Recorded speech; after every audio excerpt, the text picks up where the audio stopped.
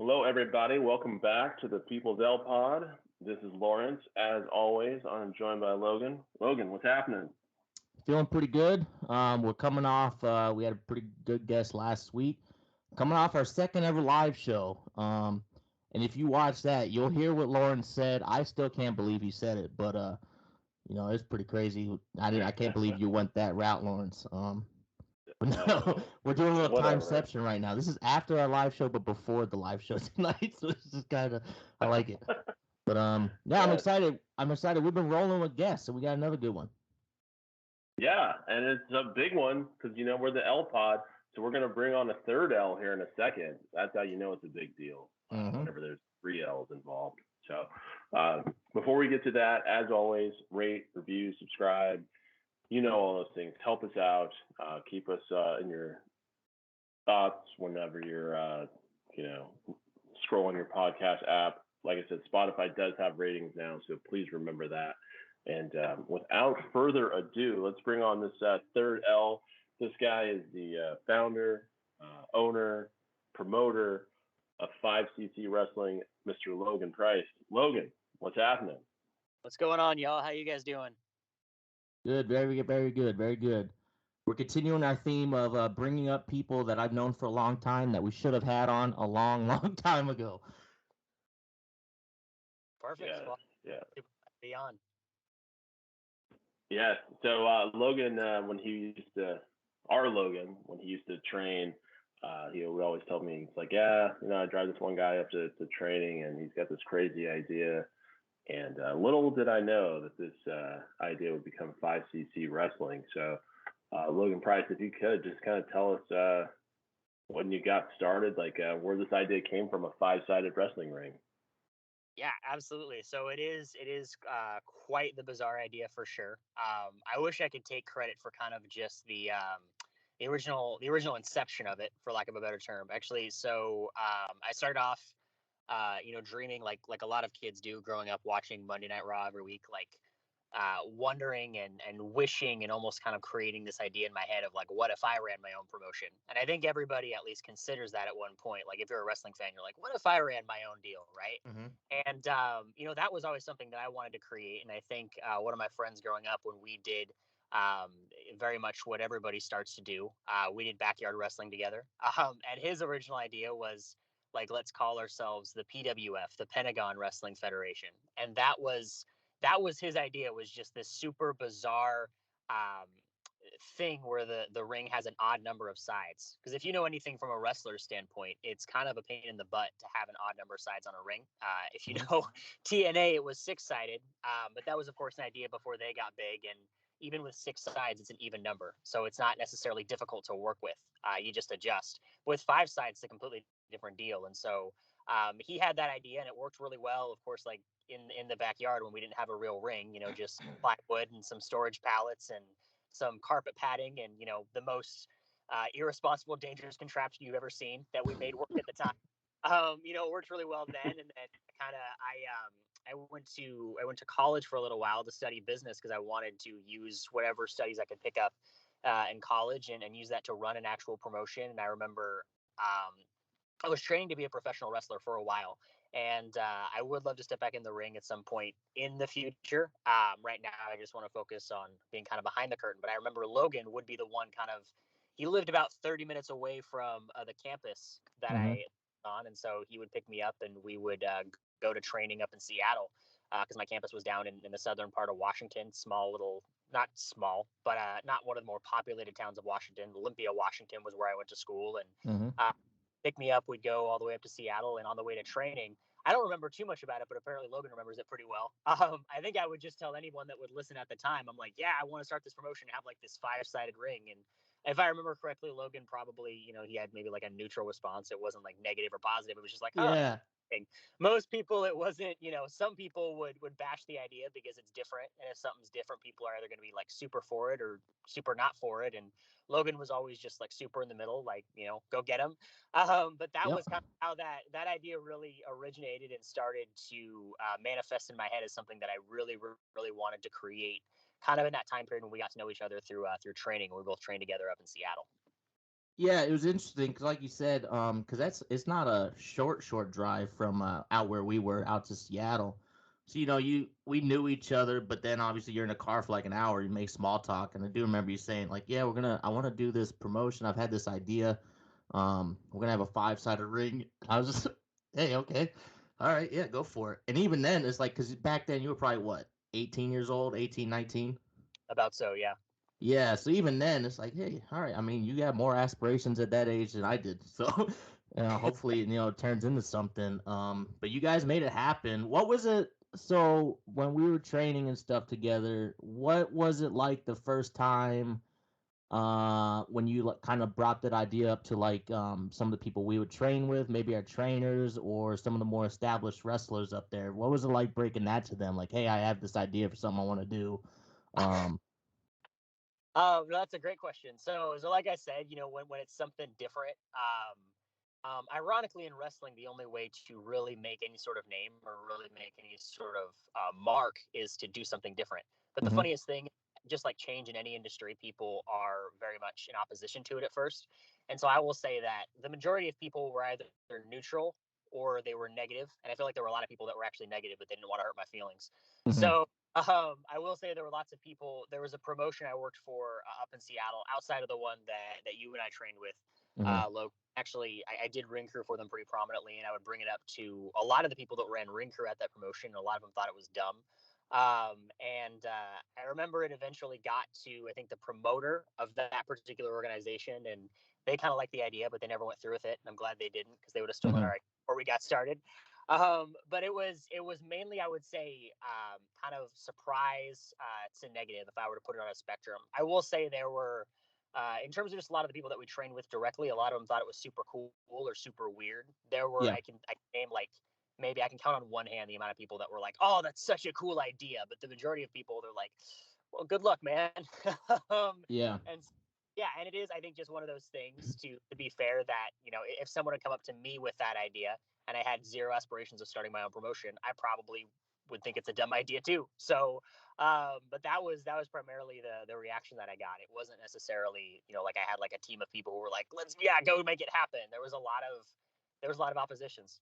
So Okay. So what was it like then? Yeah. So going from the idea stage to first show, you're really young into this wrestling business yourself.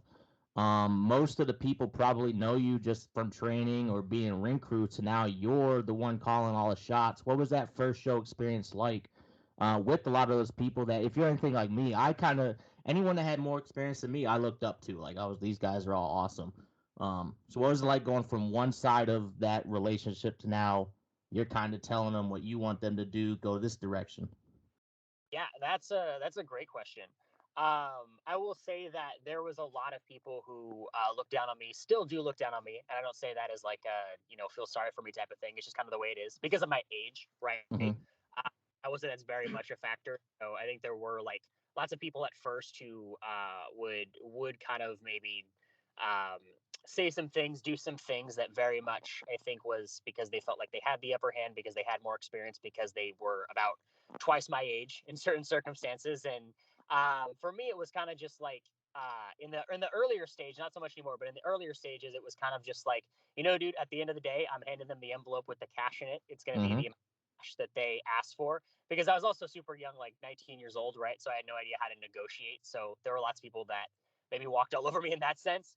But I just kind of kept thinking, like, at the end of the day, I'm the one paying them, and that's fine. And also being 19 years old as a super mark of wrestling, I'm like, this is literally a dream come true. Like, just the Yeah. fact that the show is really freaking amazing. I think also, not just from a logistical standpoint of like the fact that they've never seen me do anything but stuff in the ring, and they've never seen me do anything but putting together a ring. I think it was also just that idea of like, what does Logan know about running a show, right? Hmm. Because to be fair, there's been lots of promotions that maybe ran once or twice and they were shut down because that was a person who was just a fan and didn't really know how to run a show. And that's the thing about wrestling, is it's just underground enough that anybody can technically put together an organization, and it can Hmm. either dumpster fire or it can be a huge success. And so I think a lot of people, because of my age, were thinking it was going to be the former rather than the latter. I think a lot of people had a lot of doubts.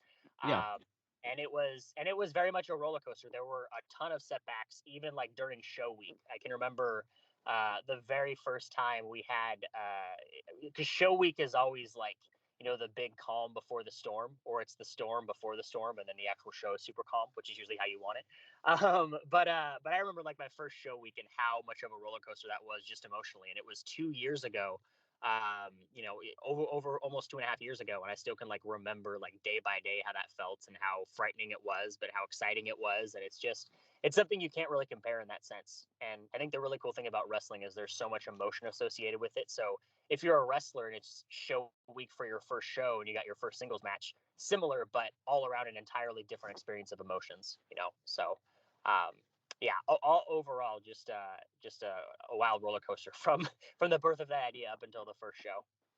Cool. Yeah. So kind of piggybacking off of that, you talk about you're telling people about this and they're kind of neutral to it, but then once it's like actually happening, what's like that conversation like when you're telling people, hey, I want you to come wrestle on this show, but just so you know, the ring's got 5 sides.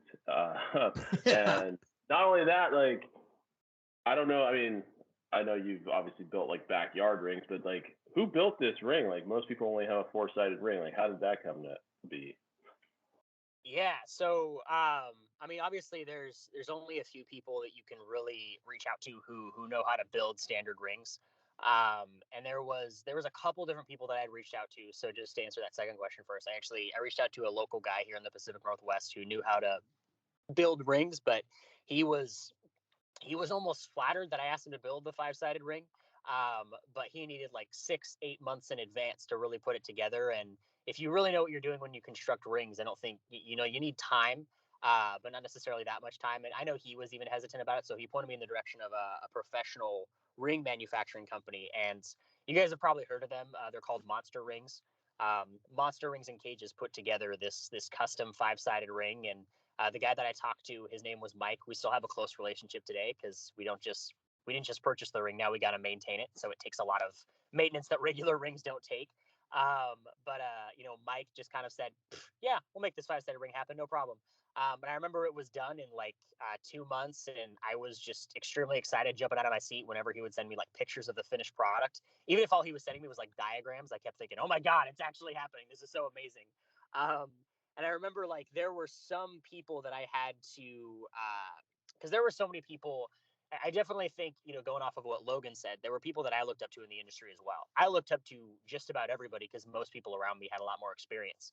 There were people that I was close with in training in particular that very much took me under their wing because I was younger and they wanted to look out for me. And those were the people that I also showed, people that were close to me. I showed them pictures like, hey, look at this ring construction process. And those are the people that actually got my hopes up a little bit because they started to have belief. They're like, okay, Logan's actually doing this. Mm-hmm. He's not blowing smoke up his butt. Like, this is actually happening. And that was the really cool thing, is hearing stuff like that and hearing affirmations from people that were close to me. Outside of that, I would say that the majority of the people that we tried to book for the show, when we said, yeah, we're doing a 5-sided ring, I mean, wrestlers are kind of it's one of those things where like wrestlers are like, yeah, we'll pencil you in for the date, and we'll come work the show. And then I think a lot of people, that was another reason why people might have asked for more money than they would have from other promotions. They had no idea how this was going to go. They had no idea if a 5-sided ring was actually going to get built.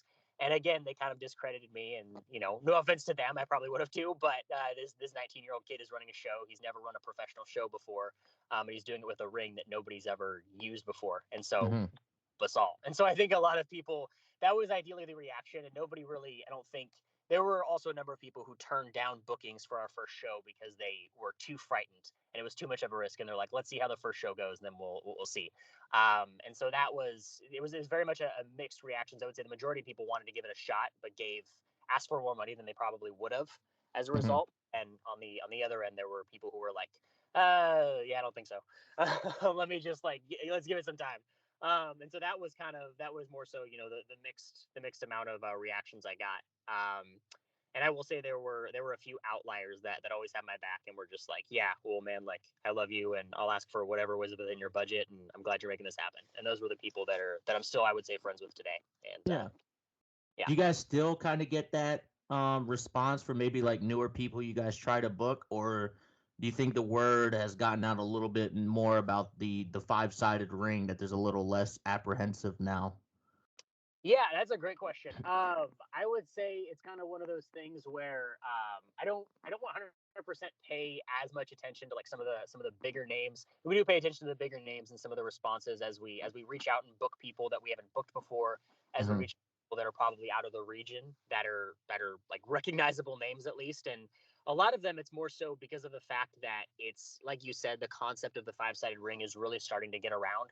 First of all, they now trust the safety of the ring and that it's a ring that people can actually wrestle quality matches in and put together some great material in, which I know was also uh, people's apprehensiveness. But so now it's more so, I would say, we're met with a lot of excitement because people are Mhm. like, I have never ever worked a five-sided ring before. Like, let's go. I want to just say I've worked a five-sided ring, and so that's more so, I would say, the majority of the responses we get when we reach out to people. Because every once in a while, we do come across that person who is like, because every time we book someone, we just have to let them know up front, like, we have the first and only five-sided ring in existence. Mhm. And people kind of have that. They're either, oh my God, I've heard of you guys, I'm so excited, I'd love to come work for you, or they're just like, holy crap, a five-sided ring, never heard of it, let's go, I'm down. And so yeah, it's more so, I would say, positive at this point in time, which is awesome that we've been able to grow and establish ourselves in that way, and that we're not necessarily looked at the way that we used to. Yeah, that's great. It's great that it's coming around. I imagine, like, once you get someone like some of the more probably respected voices, especially up in that area up there, like a Makabe gets in there, and he has no issues with it. Like a Pitfall Jones, some of those guys, they probably have some sway too. That hey guys, it's not really that bad. I can just imagine. Is it funny trying, like, watching these people that come to you guys for the first time, maybe get in the ring and try to run the ropes for the first time there? Yeah, sometimes. I think a lot of people are prepared for it at this point. I Hmm. remember um, how exciting it was, and I'll say some of the names of the people. So I remember Chris Ross wrestling our first show, and he was one of and if of course if you're a fan of the local scene, you've probably heard of Chris Ross. I would imagine a Hmm. lot of people listening know who that is. But I remember he came and wrestled our first show, and he was one of the voices who was like, he's all about it. Like, I'm so willing to like work this promotion and give it a shot. This sounds awesome. And so I remember the first day he came into the show and he tried to run the ropes. Another recognizable name, Jaden, was also there on that Hmm. first show. They tried to run the ropes, and it took them about 10, 15 minutes, but they adapted really, really well. And it is kind of one of those things where people they have to jump in and adapt to it. But I wouldn't say it's really been it hasn't been, I don't think, a detriment to anybody's match, in the sense it's like, oh, I was trying to run the ropes and I hit a turnbuckle, Yeah. or I was trying to, it hasn't, and that hasn't caused issues thus far, and that's really what we try to avoid as well. We get a lot more comedic spots made out of it, which is always Yeah. a lot of fun. I remember 4 minutes of heat came in their second time, and they, like, Eddie Pearl tried to do some big spot and hit the turnbuckle, and he went, "Ah, you stupid five-sided ring!" And people, because that's just one of those things. People can do those spots, can't do it in any other ring, and it's so much fun that we have that trademark, and we have a place where people can make memories like that they can't make anywhere else. And I think that's part of the honor of it. Yeah. Yeah, very cool. So you mentioned you're going to school down in Olympia. You're training in Seattle. How did you guys get into Bellingham, of all places?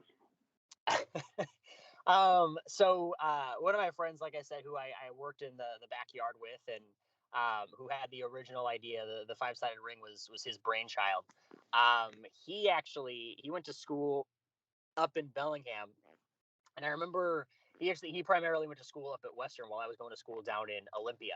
And he had brought up the idea because at the time this was, I think, summer 2018, I believe. And he had brought up the idea of just, I think we should run this show up in Bellingham. It's easier to fly people in, all these logistics that I hadn't really taken into consideration. And I was just like, there's more of a market in Seattle. Like, let's run it in Seattle. Because at the time I was searching for Seattle venues, and he was just so persistent on it. And I remember, actually, the funniest thing is that we were going to run it originally at the school that we trained at, and they had like a very very sturdy four-sided ring. And I remember bringing it up to our trainer, and it was just like, "What? Like, you you want to bring in this five-sided ring? This is so weird." And that was going to be the plan originally, but my friend had actually just like, "No, man, like, trust me, like, let's bring it up to Bellingham." And I'm like, "All right, like, I trust you. Let's take the chance and let's take the risk." ended up being a huge success because now we have a territory that isn't quite saturated that we're able to run in. And it's primarily our territory because wrestling hasn't been prominent in Bellingham, at least on a consistent basis, since the 1980s when there were territories. And so it's cool to tap into that market. And yeah, it's a little farther out, but I know that we have such a strong, sturdy fan base because of the fact that it's a market that hasn't been saturated in a while. We have a fan base that's very grateful for that. And so I'm glad we run up there, even though that's kind of the way it happened. I'm very glad we have kind of that distinct market up north. Yeah, and it's probably kind of more of like a blessing in disguise because I feel like around the time you guys started, nowadays it's probably a little different around Seattle, but I feel like then people were a little more territorial with like other promotions and stuff trying to run kind of in their market. Because you have like Whack and Everett, that's fine. Hey, your guys are far enough, do your thing. And then probably them looking at you, Bellingham. Okay, yeah, you're not so much on market either. So who knows? Would that 5-sided ring have fit in that gym? Looking at it now, probably not, especially not within the area that the original ring was. Yeah. I'm thinking about Evolve Fitness where we used to train. It's it's an underground facility, and I'm trying to think. Yeah, there's no way I don't think it would have been able to fit within those pillars, especially based on the pillars. Yeah, it was such a weird idea, and I think with me, like on the beginning, I was trying to take a little risk, as little risk as possible, and just try to run in an established venue and in an established market. But I'm glad, like you said, Logan, it was very much a blessing in disguise, and I'm glad we just ran with decided to run in a completely unoccupied market. So yeah. So you guys are about 2 years in, and then you guys were on IWTV. How did that come to be? I mean, you guys were the first promotion in Washington to be on there. I know Prestige got to run, but they were in Oregon. But you guys were the first promotion up here. How was that? How did that come to be as well?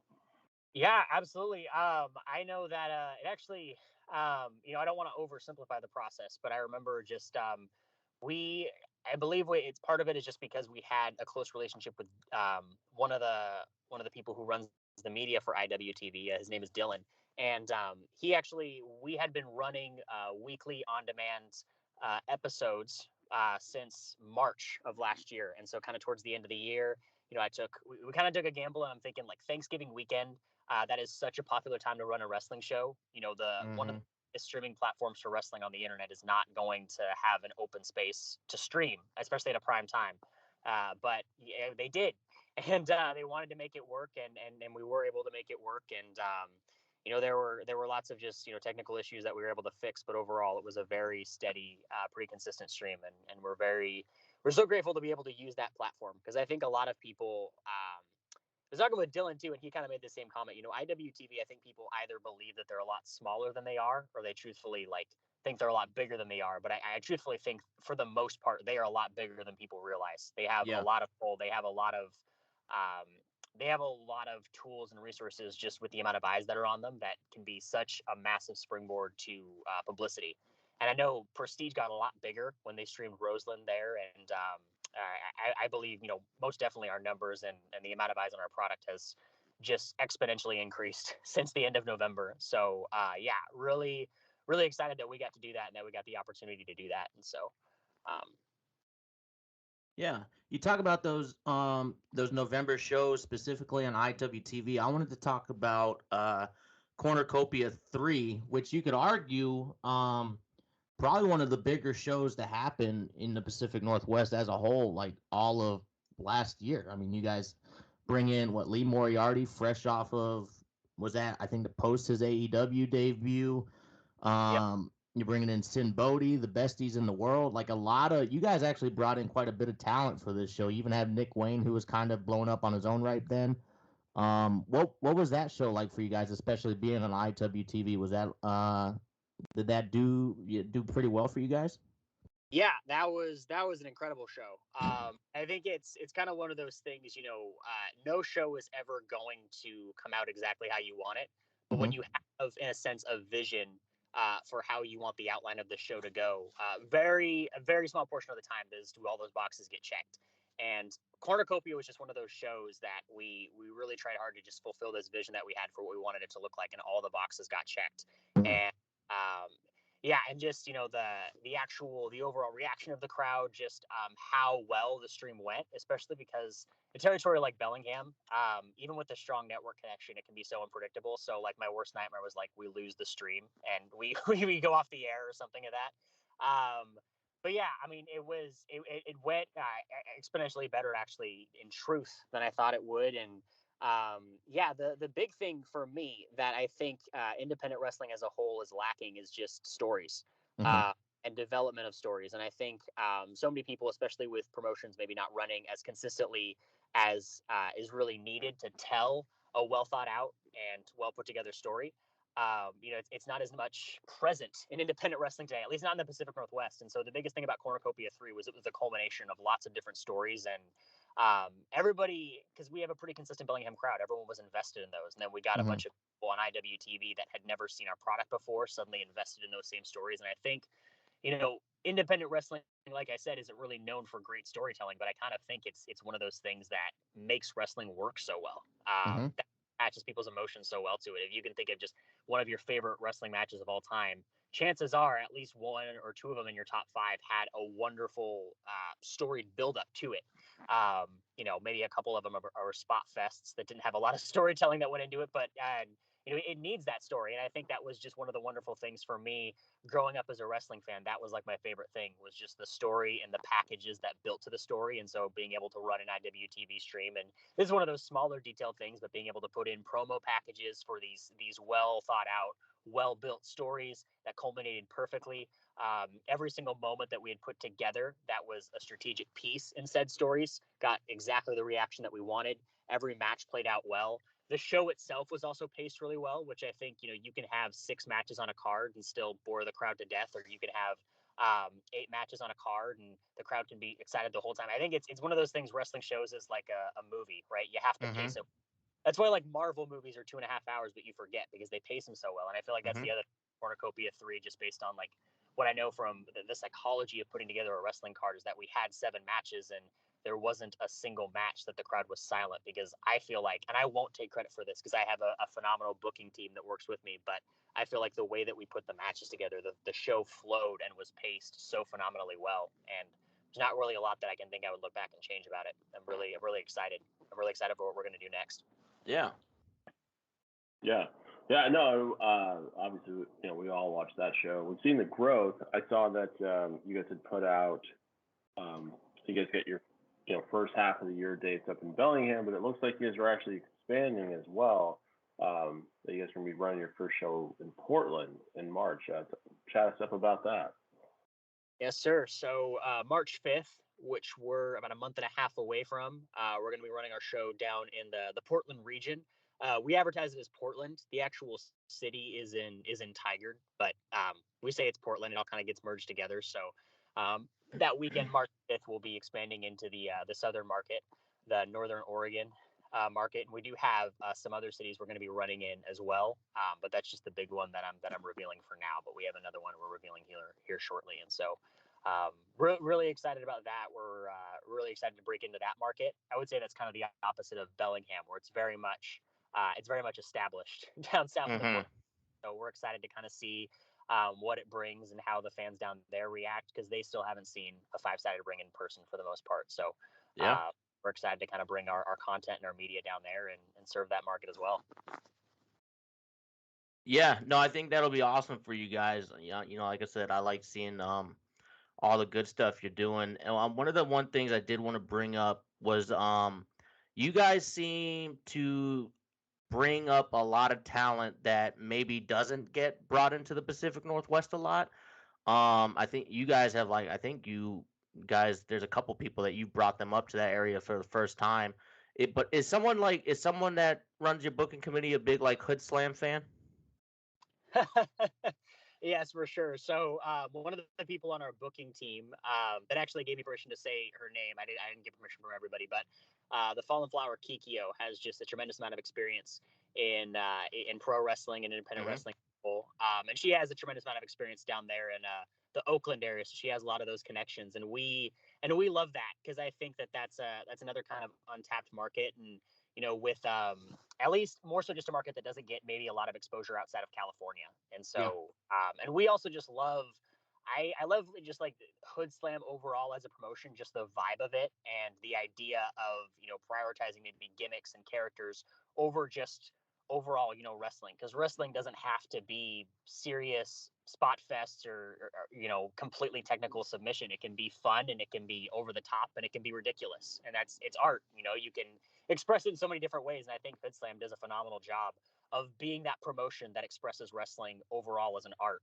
And that's what I love about having those connections and being able to bring up people who otherwise don't get brought up to the Pacific Northwest in particular. Yeah. Well, that's awesome. So obviously this coming weekend, January 22nd, you guys have a show coming up. Is that one going to be on IWTV live, or is it going to be on demand? I know you guys do a lot of on demand there. Yeah, so that will be live streamed on IWTV as well. That'll be happening at 7 o'clock Pacific time. And it is Wish Upon a Star in Hollywood. We have a really stacked card. I'm super stoked for it. And you can watch it on IWTV, or you can drive up to Bellingham. As of right now, we're still expecting full capacity, full attendance. We'll be keeping our eyes out on kind of how everything looks as far as the fifth wave of everything is coming about. But as of right now, as of this recording, everything is still set in stone to be happening live and in front of a live crowd. So and regardless of the live crowd, it will be happening live on IWTV. So people will be able to view the show. Okay, so still running even if you can't do crowds. Yeah, so the show is a matter of capacity, but as of this recording, like I said, everything's still a go. So. Oh, good stuff. Okay. What about what do you got coming up on that show? Anything? It's coming up this weekend, but anyone you got flying in that you want to hype up, or just a specific match, or maybe that story? I know obviously Cornucopia kind of blew some stories off, but anything that's still kind of bubbling there? Yeah, so the big one is actually, I mentioned Kikyo earlier. She has been out of action for the greater part of a year, and so she's coming back and wrestling for the first time for a while, and she'll be in action with the current tag team champions Double Impact, which Logan mentioned earlier, Pitfall Jones and Rook Kelly, and together they're actually known as Killer Impact, and they haven't wrestled as a 3-person unit in quite some time. So I'm excited that they'll be back in action, and then we also have the Pumpkin Queen Sage Sin, who primarily works in the greater California area. And she's coming up and making her debut in the 5-sided ring, as well as, I believe, the Pacific Northwest. I'm almost positive this is her first time up here in this particular region, at least in Washington. And she'll be tagging with the Great Bambina and Joey Gonzo. That's a 6-person match. That'll be a lot of fun. We have Chris Brady. He's taking on Lazarus. We're primarily seen down in Future Stars of Wrestling in Las Vegas. We have Max Burnside, the current holder of the North Star Nebula, which the North Star Nebula he won that in the main event ladder match at Cornucopia 3, and being able to retrieve that, he has the ability to cash in anytime for the 5cc Wrestling Championship. He's going to defend the North Star Nebula against G Sharp, who's also making his debut in the 5-sided ring. Along with, I didn't mention it yet, but Lazarus is also making his debut. So we have those are the big out-of-towners that we have coming in, and I'm really excited to introduce to Bellingham and to our ring. Yeah, I'm stoked.